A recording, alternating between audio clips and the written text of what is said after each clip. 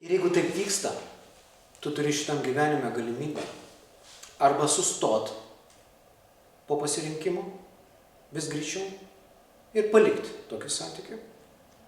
Toliau, tu gali dirbti ant tiek stipriai, kad tavęs net gali vyrai nebetraukti. Nes trauka yra baudėjui, bet trauka yra ir vyrui. Tai kur yra išsivalymo ribos? Turint omeny, kad čia yra žmonija su savo netobulais bairiais, kur yra viskas, iš principo, psichologiniai žaidimai. Vieną išsprendį, sekantis išmuša į sąmoningumą. Realiai, tavo pasakymas yra iš principo teisingas, bet jis niekada nesibaigs. Vieną klausimą paspręsi gilioje terapijoje. Išlysi iš aukos, kuri arba išprovokuoja budelį, arba pasirenka budelį. Ir pirmas žingsnis yra atsibust ir praeikite, prašau, pro šalį. Po metų santykių, po 5 metų santykių išprovodinė abuserį. Paskui vėl susirandi, po metų. Abuseris. Praeikite. Nu, tada jau kreipiasi į terapiją. Ir susitvarkyti yra labai sunku, nes tai yra labai gilūs procesai, kur reikia labai dirbti su savo pasąmonė dažnai. Ne taip lengvai viskas gaunasi, kaip čia. Ir gaunasi taip, kad aš pradedu pamatyti tam tikrus paternus, kurios man arba pavyks savyje pakeisti, arba ne, šitam gyvenime. Bet ką minimum galiu padaryti, tai aš galiu viską apkabinti. Nes gijimo procese, atsipalaidavimo, yra, pavyzdžiui, aš badau pirštais į skriaudėjus.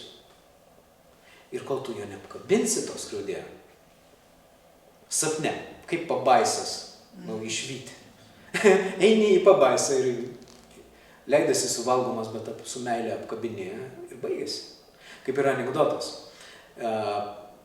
Viena moterį sapne pastoviai vydavosi ir suvalgydavo ir sudraskydavo pabaisą.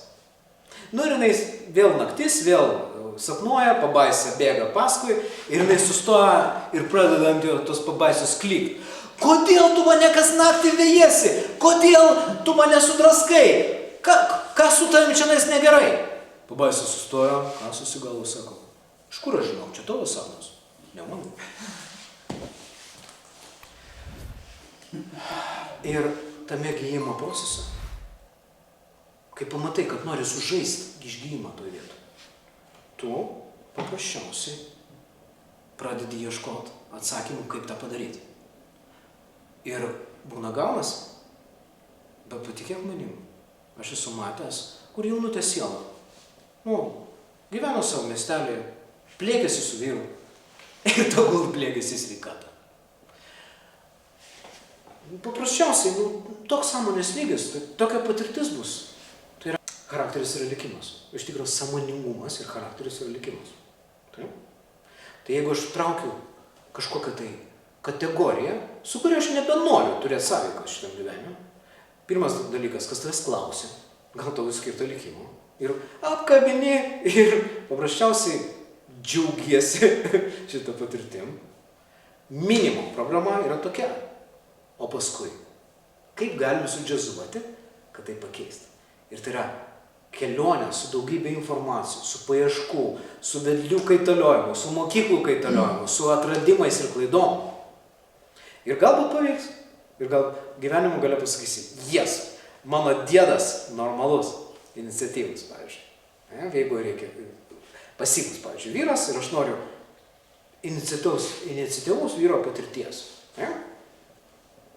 Gali, bet gali tai ir gyvenime neįvykti, jeigu neskirta.